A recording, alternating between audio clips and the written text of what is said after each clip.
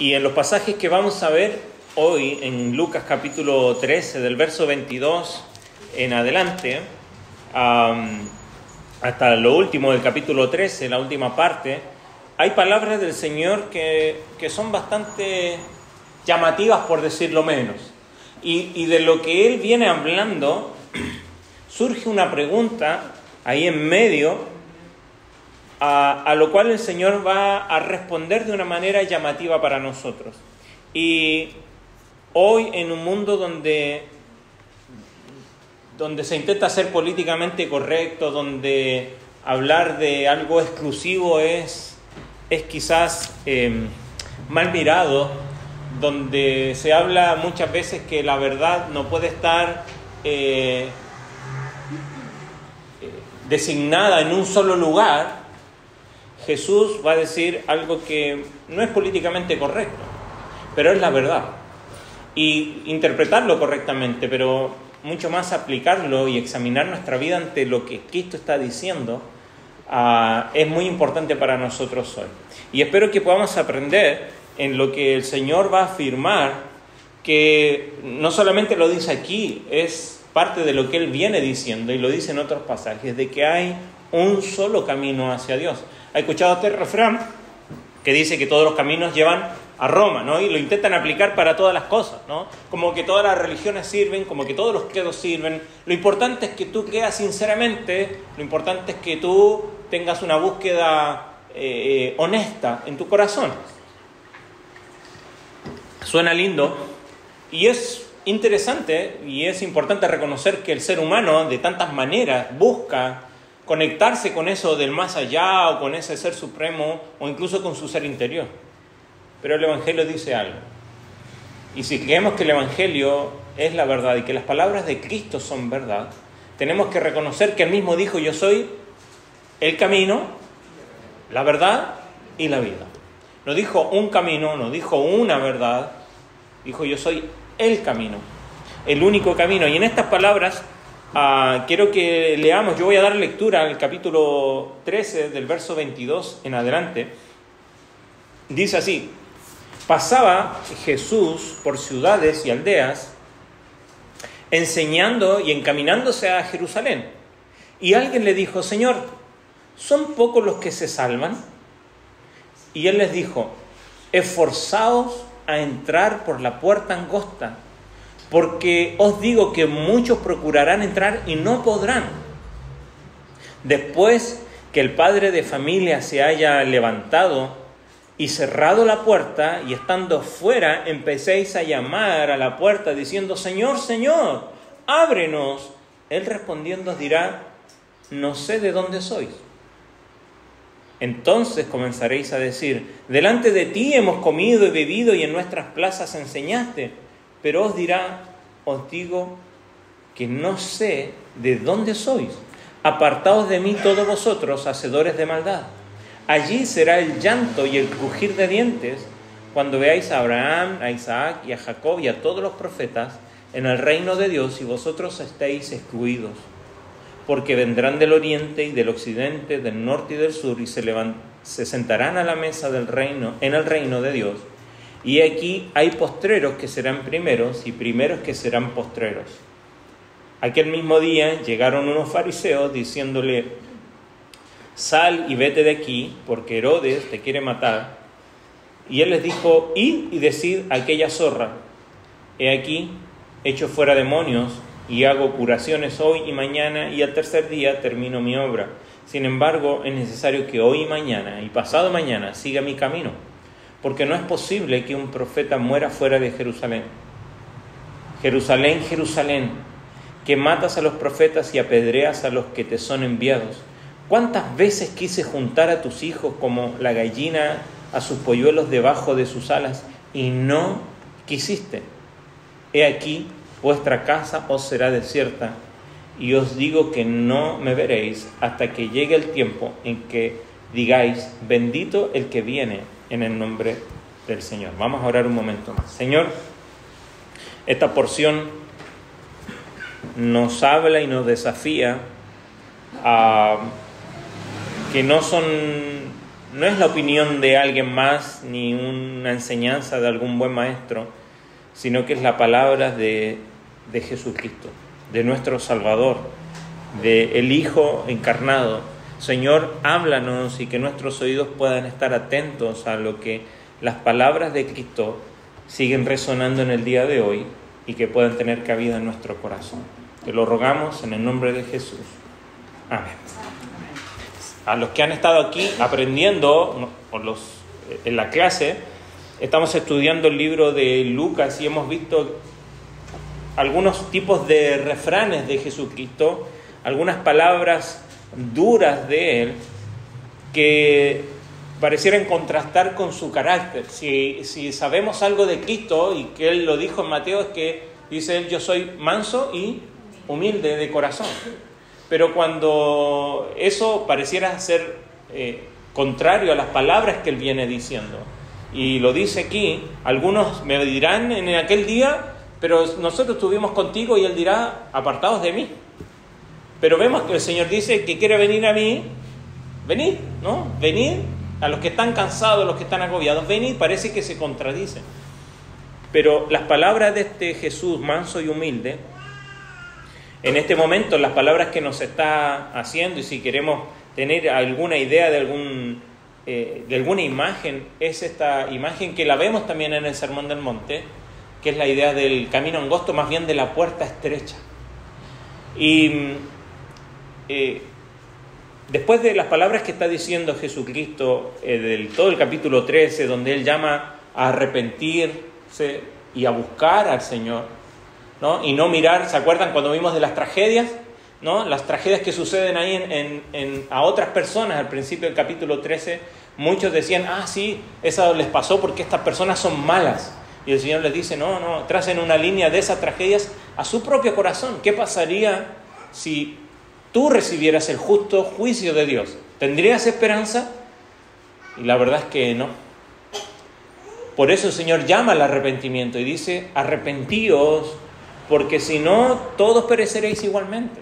Y está haciendo un llamado al arrepentimiento, y las personas comienzan a ver su propio corazón, y surge esta pregunta de este hombre ahí en los primeros versículos. Vemos que Jesús se está dirigiendo a Jerusalén. Lo vimos, ya ha pasado a varios de la enseñanza que estamos aprendiendo, varios capítulos, que Jesús va de camino a Jerusalén para ya en poco tiempo quedar en Jerusalén por última vez y pasar esos últimos días en Jerusalén, tener la entrada triunfal allí, ¿se acuerdan? ¿No?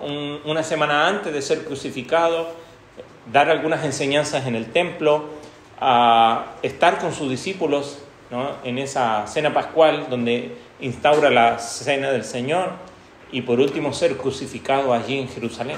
Entonces le queda poco tiempo a Cristo y se está dirigiendo a Jerusalén, y mientras va en las aldeas y en las ciudades va enseñando, y se va de camino a Jerusalén. Pero en este trayecto y en medio de todas estas enseñanzas que viene diciendo, alguien se le acerca y hace una pregunta interesante.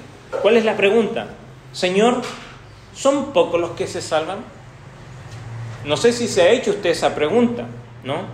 Lucas introduce aquí este discurso a nosotros diciéndonos que Jesús continúa su viaje, como mencionamos recién, ¿no? Deteniéndose en cada pueblo, en cada ciudad, aprovechando cada oportunidad para predicar del reino de Dios, de sanar seguramente ahí en algunos lugares a muchas personas.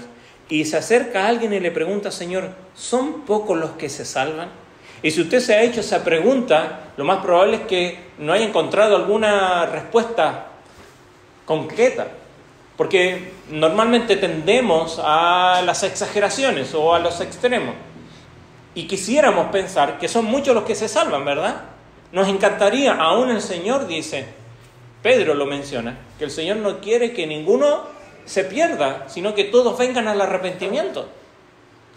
Pero también vemos en otros pasajes que dice que muchos en aquel día, lo vimos en Mateo cuando estudiamos el Sermón del Monte, el Señor dice, no dice pocos, dice muchos en aquel día me dirán: Señor, Señor, tal como lo viene aquí a parafrasear en el Evangelio de Lucas. Muchos me dirán: Señor, pero nosotros estuvimos contigo, y Él dirá: no los conozco. Entonces pareciera que se contradice. Nosotros dijimos la tendencia a pensar que muchos se van a salvar. Hay otros, y que esto es una herejía, que piensan que todos un día se van a salvar. Eso se llama universalismo. Que piensan que, bueno, el Señor es tan bueno que un día va a salvar a todos. En mi corazón también quisiera que eso sucediera. Está el otro extremo que dice que el Señor determinó así, bueno, tú sí, tú no, ¿no? E intentan tristemente eso termina mostrando a un Dios injusto, ¿no?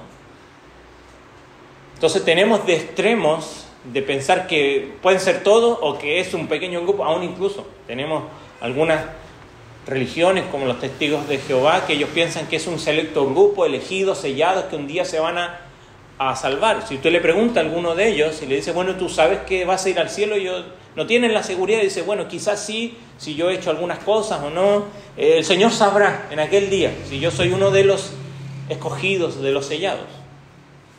Lo cierto es que esta pregunta nos hace pensar en cuánta proporción de la humanidad en última instancia se va a salvar. No tenemos la respuesta nosotros, pero ante esta pregunta el Señor deja una enseñanza y es a lo que debemos prestar atención. Quisiéramos saber el número, quizás si fueran muchos para decir, tengo más probabilidades de entrar allí, ¿no? Y si fueran pocos para decir, bueno, ¿qué es lo que tengo que hacer para entrar en ese grupo? Y así es como se generan herejías y malas interpretaciones. Pero lo cierto es que pocas personas nos ponemos a pensar en esta pregunta porque vivimos en un mundo que, si se quiere relacionar con la fe, con la religión o con la salvación, intenta pensar que da por sentado que todos o casi todos un día se salvarán. De que hay más personas que, recordemos, aunque sabemos nosotros que no es por bueno que nos vamos a salvar, pero muchas personas piensan que, bueno, hay muchas personas buenas, hay más buenos que malos en este mundo y el Señor un día hará justicia y solemos pensar que pueden ser muchos más de los que nosotros nos llegamos a imaginar. Pero no, yo deseo que sea así. Pero decía un profesor, me acuerdo cuando estaba estudiando, alguien hizo una pregunta similar a esta. Y el profesor dijo, mira, creo que esto es lo que va a suceder. Un día que estemos en la gloria, nos vamos a sorprender. Primero, de encontrarnos nosotros allí. Segundo, de no encontrar muchas personas que pensábamos que estarían allí. Y de encontrar algunos que nunca nos imaginamos que estarían allí. Y eso nos hace reflexionar de que nosotros no sabemos acerca de nadie más si realmente estará un día en la gloria, pero sí podemos examinar nuestro propio corazón. Y es lo que el Señor quiere aquí. Porque lo que Él va a decir no es una respuesta a cuántos, es una respuesta a la persona que hace la pregunta, ¿no? Y es como a veces nosotros, aquí hago un paréntesis, ¿no? Porque muchas veces las personas nos preguntan, bueno, ¿por qué si Dios es bueno, por qué hay tanta maldad? ¿Por qué permite que mueran niños? Y nosotros empezamos con nuestra teología y a intentar dar respuesta, pero la verdad es que debemos contestar a la persona. Y lo más probable es que esa persona que haga esa pregunta o ha sufrido una pérdida, o está pasando algún dolor, o ha perdido algún hijo. Y obviamente el Evangelio da consuelo y da respuesta a eso. Pero no nos dice cuánto, ni tampoco nos dice algunas cosas del por qué. Aunque vamos a intentar preguntarnos algo del por qué aquí, más adelante. Pero lo cierto es que las Escrituras nos muestran, ¿no?, que podríamos hacernos esta pregunta, ¿no?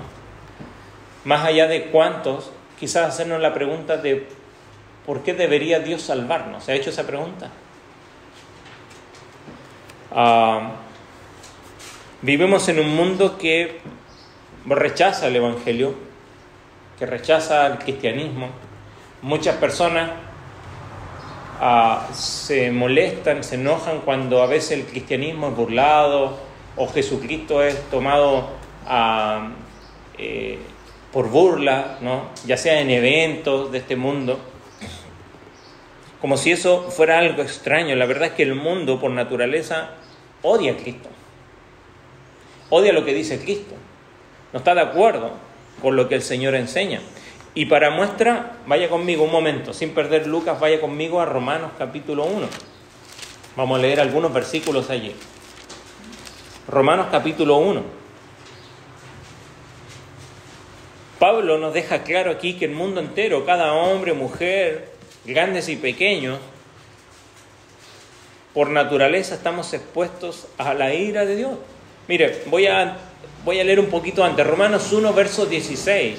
Dice, porque no me avergüenzo del Evangelio, porque es poder de Dios para salvación a todo aquel que cree, al judío primeramente y también al griego, porque en el Evangelio la justicia de Dios se revela por fe y para fe, como está escrito, más el justo por fe vivirá, no por obras.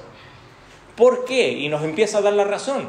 Porque la ira de Dios se revela desde el cielo contra toda impiedad e injusticia de los hombres que detienen con injusticia la verdad, porque lo que de Dios se conoce les es manifiesto, pues Dios se lo manifestó. Dice, porque las cosas invisibles de Él, su eterno poder y deidad, se hacen claramente visibles desde la creación del mundo, siendo entendidas por medio de las cosas hechas, de modo que no tienen excusa.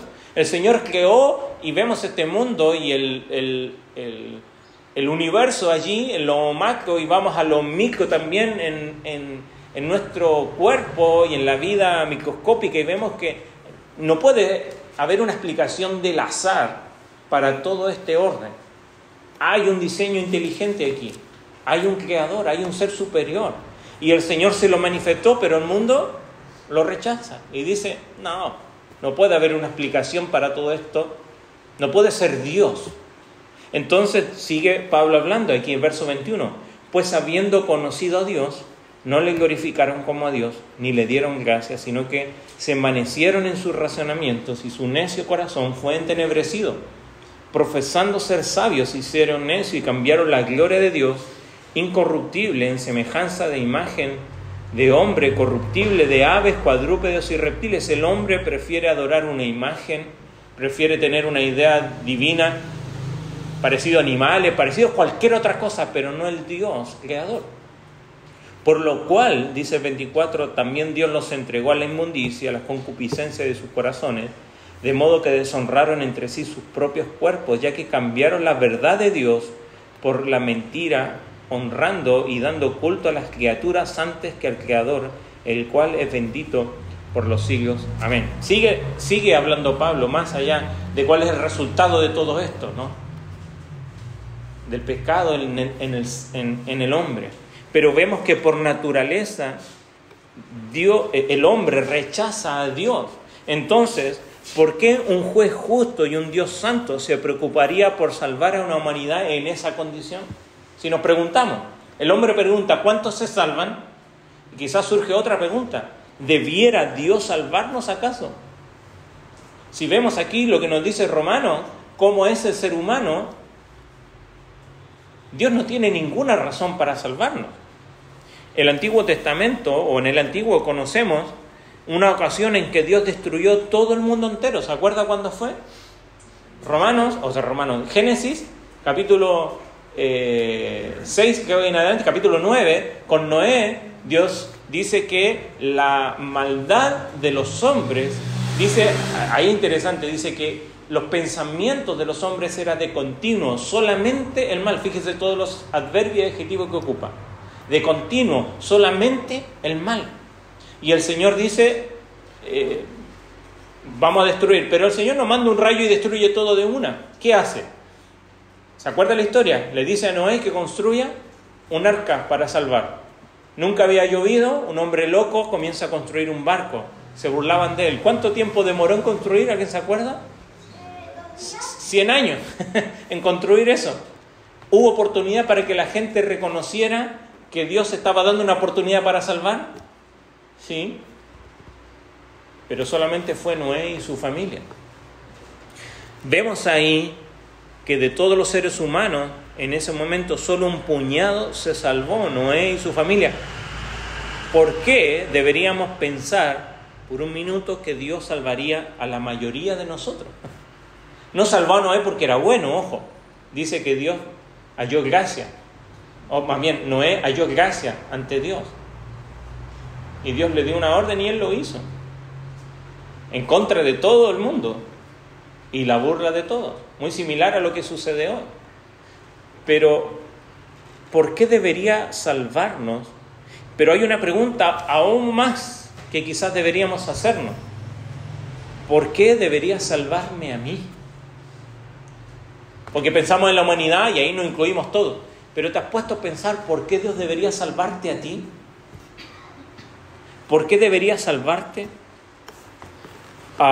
Sin duda lo que nosotros pensemos en última instancia carece de valor, pero lo que Jesús enseña es significativo. Quizás podemos pensar, bueno, el Señor me salvó, entonces soy valioso. La verdad es que eso es después de la historia, ¿no? El Señor no nos salvó porque tuviéramos algo de valor para Él y el Señor dijera, voy a rescatarle porque este es bueno o tiene valor. El hecho, nuestras vidas son significativas. En realidad toda la creación es significativa para Dios, toda la humanidad, porque lleva impresa la imagen de Dios.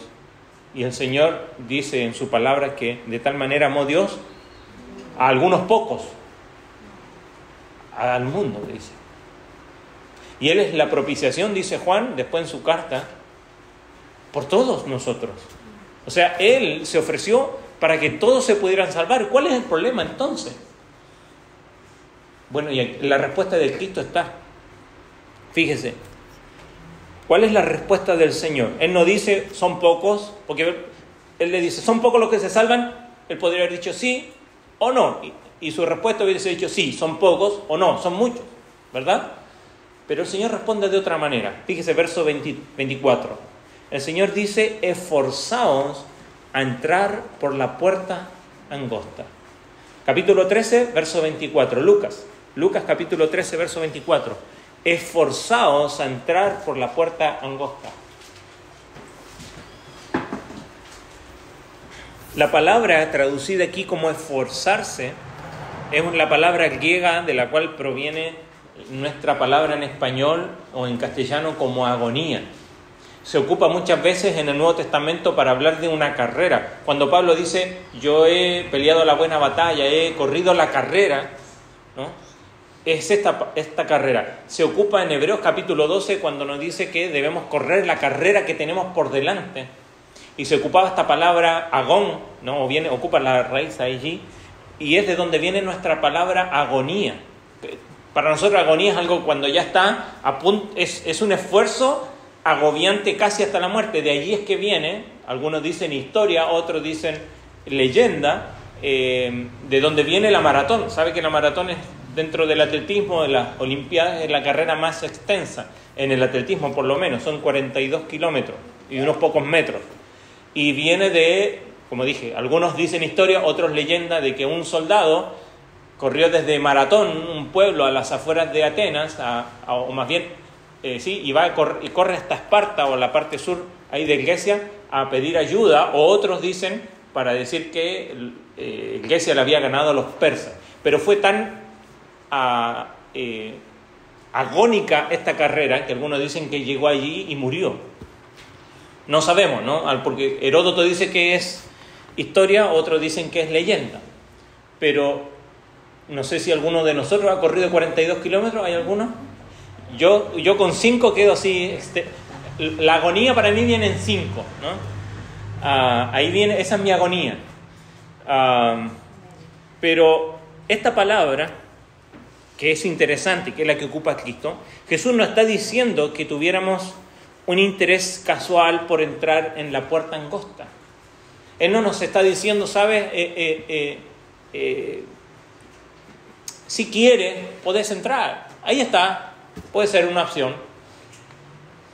Él dice más bien que es necesario que Pablo lo usa también cuando él dice, yo de esta manera corro, de esta manera peleo y golpeo mi cuerpo, lo disciplino. Aquellos que hacen deporte saben que para poder rendir bien en el deporte uno necesita disciplinarse, y a veces eso significa a llevar nuestro cuerpo, nuestro físico a un punto a veces de agónico, ¿no? Yo intenté practicar atletismo cuando estudiaba y me acuerdo más de una vez entrenando y llegaba hasta vomitar de tanto esfuerzo físico, ¿no? Y el Señor está diciendo que debemos llegar hasta el punto de nuestra agonía por esforzarnos con toda la fuerza que tengamos para asegurarnos de haber pasado por esa puerta angosta. Sea cual sea la agonía que requiera, que estemos dispuestos a atravesarla, porque muchos, dice más adelante, buscarán entrar y no podrán. Esto es similar a lo que nos dice, sin perder Lucas, yo le voy a leer Mateo 7, el Señor está enseñando el Sermón del Monte, el Sermón de la Montaña, y en capítulo 7 de Mateo, verso 13, Él dice, entrad por la puerta estrecha, y lo contrasta, dice, porque ancha es la puerta y espacioso el camino que lleva a la perdición, y muchos son los que entran por ella, porque estrecha es la puerta y angosto el camino que lleva a la vida, y pocos son los que la hallan.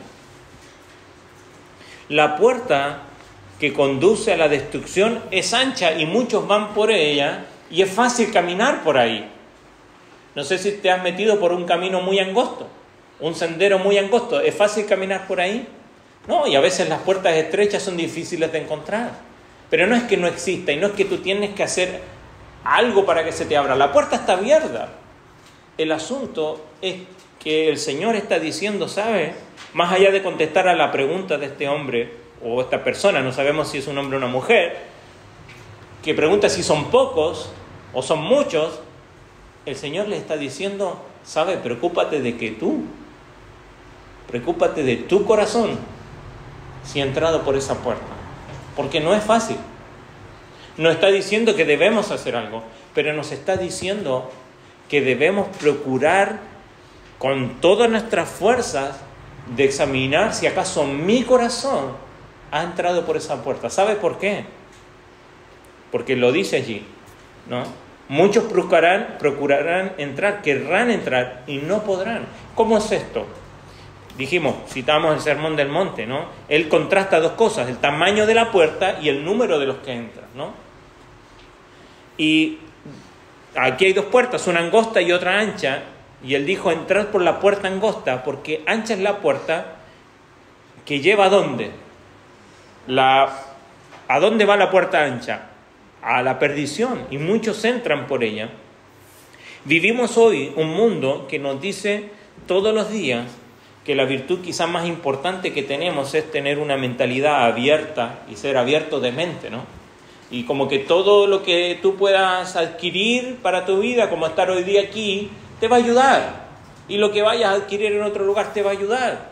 Y recibe, que eso te va a ayudar. Y nosotros no hablamos de religión aquí. No nos interesa hablar de un nombre de la iglesia. Nos interesa hablar de una persona. La persona que se llama Jesucristo.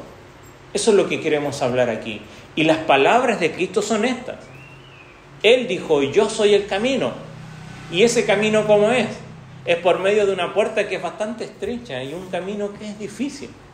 No para que tú te esfuerces en hacer algo para llegar allí, sino que son pocos los que van por ahí. Entonces quizás la respuesta a esta persona quizás sería cierta, sí que son pocos en algún sentido, pero no porque el Señor determinó que fueran pocos, y ya lo vamos a ver al final de esto, sino porque hay un único camino y nosotros vivimos en un mundo que nos quiere hacer pensar que todos los caminos sirven, que todas las formas sirven.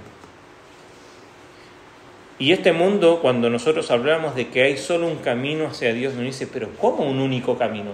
¿Por qué tan exclusivo? Yo no discutía, pero sí siempre en nuestras reuniones familiares en Chile, muchas de mis tías y primos decían, pero ¿por qué esa exclusividad, ¿no?, de tu Jesucristo? Muchos de mi familia eran religiosos también y practicaban a otros tipos de enseñanza para intentar trascender. Y yo les decía que la verdad no es que sea exclusiva, pero la verdad siempre es excluyente. No pueden haber muchas verdades, podemos tener opiniones, pero hay una verdad respecto en este punto, respecto a la salvación, y es por medio de Cristo. Nadie tiene el derecho exclusivo a la verdad, pero hay alguien que es la verdad, y es Jesús. Y el Señor está diciendo que es este el camino y no hay ningún otro, es solo Cristo, Jesús es el único camino. La pregunta es, ¿no? ¿Tú estás en ese camino? Dice, no, si yo creo en Jesús, pero quizás puede ser la fe de tus padres. Acá hay muchos jóvenes adolescentes. ¿Te has preguntado si tú estás en esa puerta? Si tú estás en ese camino. Quizás tus padres lo están, pero eso no significa que tú lo estés. Quizás vienes acá a la iglesia por mucho tiempo y piensas que estás en ese camino. Has escuchado el Evangelio por mucho tiempo y piensas que estás en esa puerta o en ese camino, pero el Señor está diciendo, no es porque tú haces algo, no es porque tú vienes a la iglesia, no es porque tú eres bueno. Y el Señor dice, esforzaos, porque muchos procurarán, y da esta imagen, verso 25, el padre de familia se levanta un momento y cierra la puerta, y después que se cierra la puerta, ¿qué pasa? Ya no se puede abrir, dice allí, estando fuera van a empezar a llamar a la puerta diciendo, Señor, Señor. Ya es bastante malo de alguna manera que Jesús nos enseñe que la puerta se estrecha y que son pocos los que la encuentran, pero el asunto parece que empeora porque nos dice que ahora habla de que la puerta se cierra y al menos la puerta estrecha permite el acceso al reino de Dios, pero un día esa puerta se va a cerrar. Y el Señor está dando la oportunidad para que entre, pero un día esa puerta se va a cerrar. Y hay de dos maneras, o el momento en que el Señor venga, o el día que tú partas de este mundo, pero después de eso no hay alternativa. Por eso la urgencia de acercarte a Jesús. Una vez que la puerta está cerrada, no hay nada que tú o yo podamos hacer para abrir esa puerta. Jesús dice, después que el dueño de casa se levante y cierra la puerta, van a estar afuera y querrán entrar. Esto nuevamente similar a lo que dice el Sermón del Monte, cuando dice, Señor, nosotros hicimos estas cosas en tu nombre, echamos fuera demonios en tu nombre, hicimos un montón de cosas en nombre tuyo, y el Señor le dice, apartaos de mí porque no les conozco. En realidad, no es que Jesús está fingiendo que no los conoce o que no es consciente de ellos. Lo que Jesús está diciendo es que yo no tengo una relación contigo. Y nosotros podemos tener la pretensión como estas personas. Y será muy triste aquel día cuando algunos procurando entrar no puedan entrar. Por eso, hermano, debemos examinar nuestro propio corazón. ¿Somos religiosos? ¿Somos moralistas? ¿Tenemos la fe de nuestros padres? ¿Creemos porque siempre lo hemos hecho? ¿Es porque hemos venido a la iglesia o realmente hemos tenido un encuentro personal con Jesucristo? Donde entiendo que he entrado por esta puerta no por mis obras, sino porque he creído que Jesús es el único camino para salvación. Si he reconocido en mi corazón que Jesús es el único Salvador, y para reconocer eso tengo que entender que hay una condenación para mí, no se entiende la salvación. ¿Qué significa evangelio? ¿Buenas? No se entienden las buenas noticias si no comprendemos primero que hay malas noticias para mí, que hay una condenación para mí. No importa si tú eres grande, si tú eres pequeño, si eres bueno o si has venido a la iglesia toda tu vida. El Evangelio me dice que hay una condenación para mí y para ti. Y no te salvas de esa porque seas bueno, porque vengas a la iglesia, porque tus padres sean cristianos, o porque siempre yo he creído en Dios. Los demonios creen en Dios y tiemblan. Pero te has esforzado agónicamente para asegurarte que tu alma está resguardada, como cantábamos hace un rato, escondida allí con Cristo.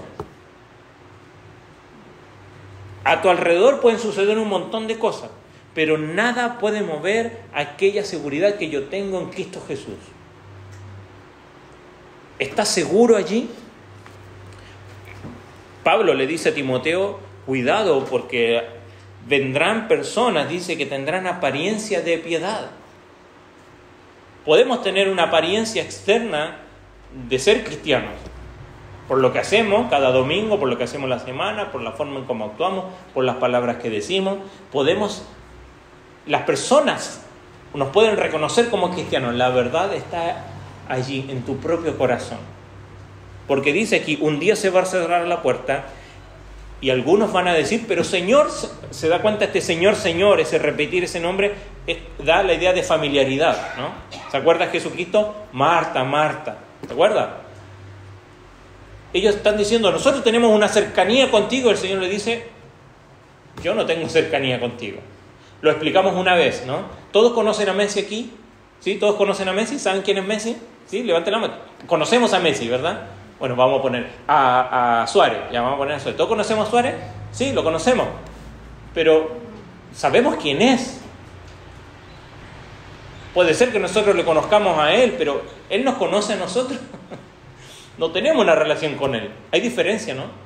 Nosotros podemos decir que conocemos a Dios. Pero el Señor te conoce. ¿Eres conocido de Dios? ¿Puede Él decir que tú eres su hijo, su hija? Eso es lo importante. No es tanto saber de Dios, es importante, pero la diferencia no se marca por cuánto tú sabes o cuánto has venido. No tiene que ver con que yo siempre he estado en este camino. Tiene que ver con haber encontrado allí en tu vida, ya sea de grande, de adolescente o de pequeño, de asegurarte que has entrado en esta puerta. Porque muchos procurarán entrar y no podrán. Ancho es el camino y muchos van por ahí y muchos se pierden. Eso no significa que sean pocos los que se salvan, pero nos dice que no es fácil llegar, porque para poder reconocer que hay un único camino debemos desechar cualquier otra enseñanza. Debemos reconocer que hay un solo camino de salvación y eso va en contra de nuestra cultura, incluso va en contra de nuestra propia naturaleza, porque nosotros queremos crearnos un Dios a nuestra manera, a nuestra imagen, ¿no? Y lo condimentamos con nuestros ingredientes que más nos gustan, un Dios que sea más justo, ¿no? Y sea severo según nuestra forma de pensar, o un Dios más amoroso, más buena onda, ¿no? Que sea un poco más, ¿cómo podríamos decir? No tan severo, ¿no? Según nuestra forma de pensar nos creamos un propio Dios para cada uno.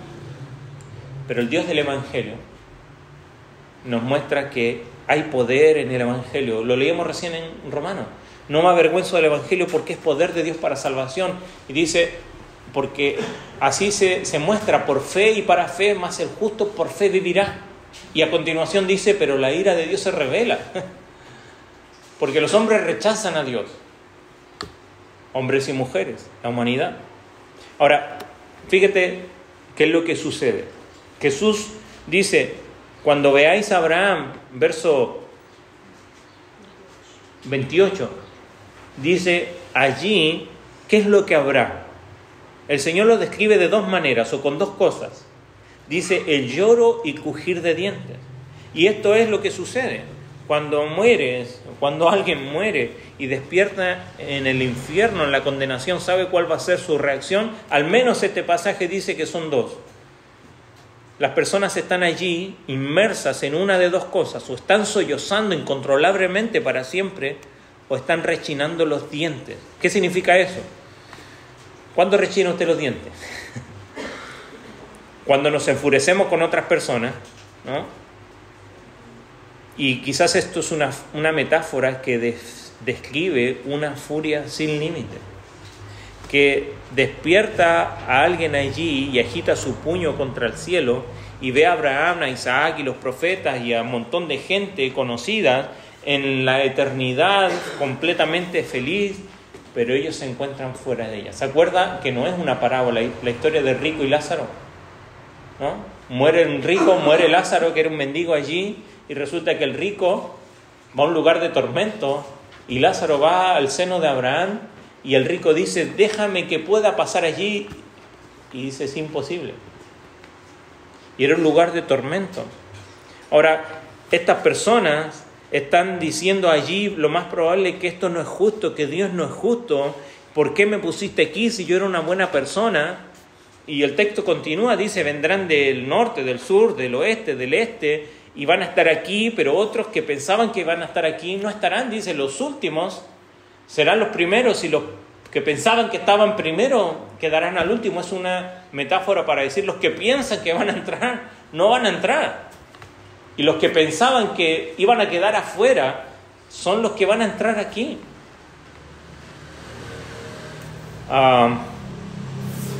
Alguien,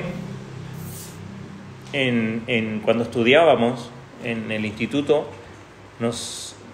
me acuerdo cuando hablamos de esta doctrina del infierno, porque no es algo de lo que hablamos continuamente, pero él decía que Jesucristo habló más sobre la condenación que del cielo. Y a nosotros nos gusta más hablar del cielo que del infierno. Pero resulta que en las palabras de Cristo está más mencionado acerca del infierno y la condenación. Y el profesor especulaba y reflexionaba en esto, y él decía que, porque él preguntaba, ¿no?, ¿por qué casi todo lo que sabemos sobre el infierno en el Nuevo Testamento viene de Jesús? Y él decía que probablemente no podríamos soportarlo si viene de labios de alguien más, ¿no? Aunque Pablo menciona algunas de estas cosas, pero decimos, bueno, lo dijo Pablo. Y algunos en el día de hoy intentan también desacreditar a Pablo o a alguno de los apóstoles. ¿Pero puede desacreditar a lo que dice Jesucristo? No. Y el Señor dice, allí será el lloro y el crujir de dientes. Es una realidad consciente. Entrar por la puerta estrecha es la única forma de evitar esta condenación. ¿Qué pasaría si Jesús tuviese razón? Porque Él la tiene. Entonces es tiempo de agonía y de esforzarnos por examinar nuestro corazón si realmente hemos entrado por esta puerta, y es tiempo de hacer todo lo que pueda para entrar por esta puerta si aún no lo has hecho. Termina el pasaje acercándose los fariseos con una supuesta advertencia, ¿no?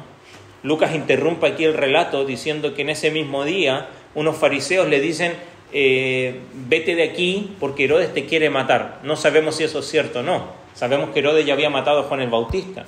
Herodes estaba a cargo de la zona norte de Galilea, no de Jerusalén, ¿no? Entonces los fariseos le dicen, vete más a Jerusalén, porque era el lugar donde ellos tenían jurisdicción, es lo que yo pienso, ¿no? Le están diciendo, lo están empujando para poder tomarle preso y darle muerte, que era lo que querían. Pero lo interesante es la respuesta de Jesús a esto, ¿no? Ellos le dicen, sal de aquí porque Herodes te quiere matar.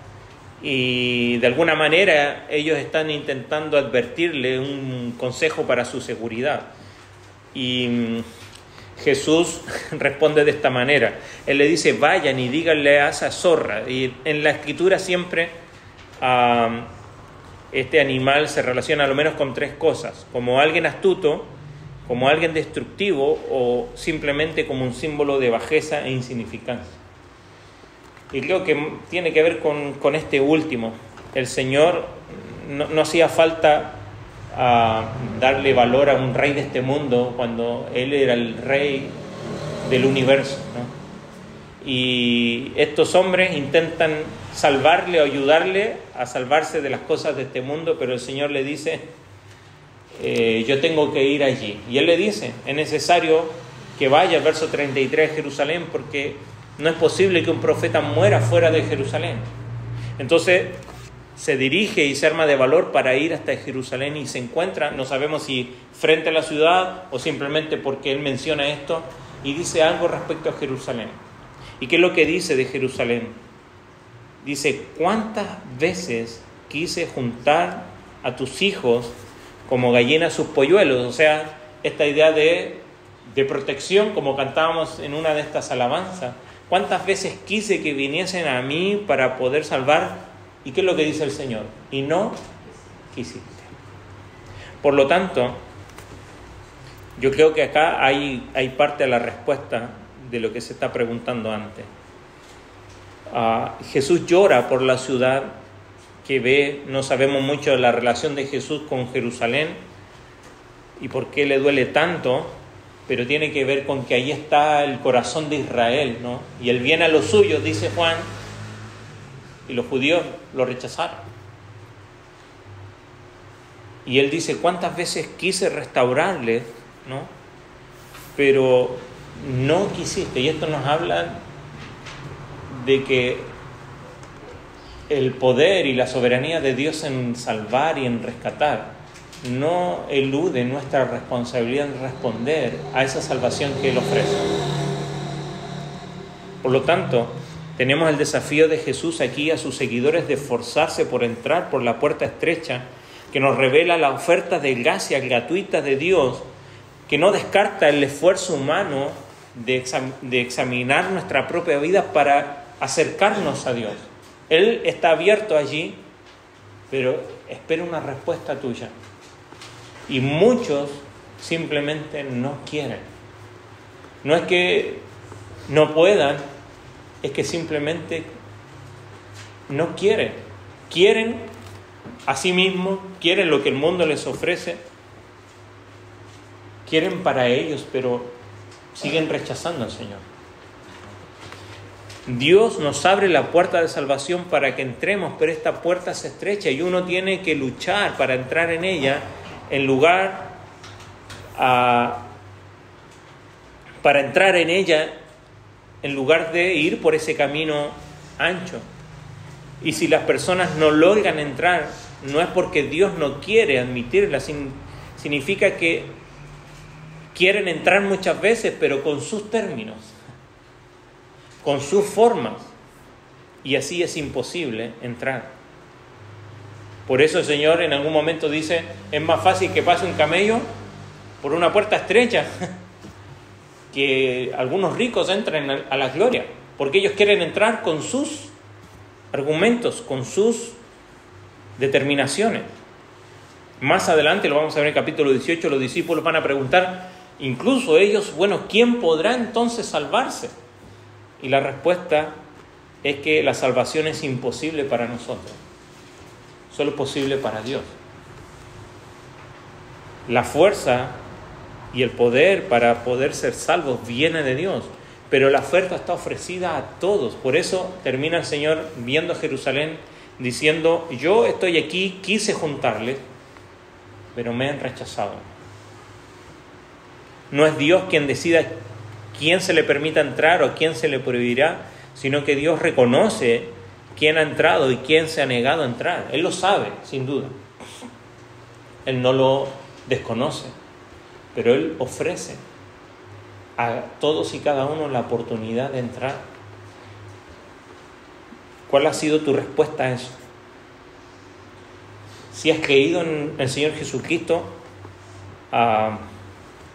entonces estás en este camino y te das cuenta que no es fácil, que es angosto y que es difícil, y que debes esforzarte. Filipenses nos dice que debemos esforzarnos con temor y temblor en nuestra salvación, no para asegurar nuestra salvación, no para ganarnos nuestra salvación, sino porque ahora que estamos en este camino es algo ajeno a nosotros, es algo que no va con nuestra naturaleza, y debemos aprender a confiar en Él para caminar en este camino y avanzar en este camino hacia la madurez.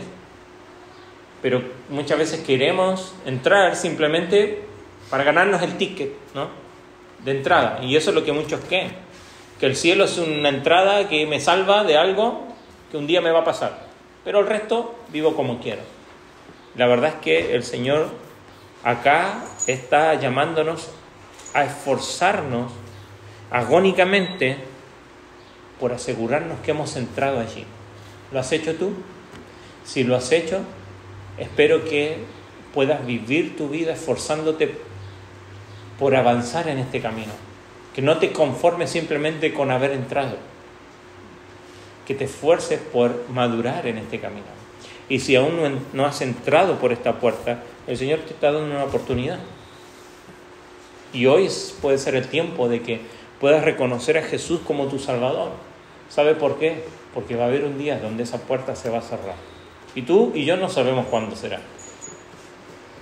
Pero una vez que se cierra será tarde.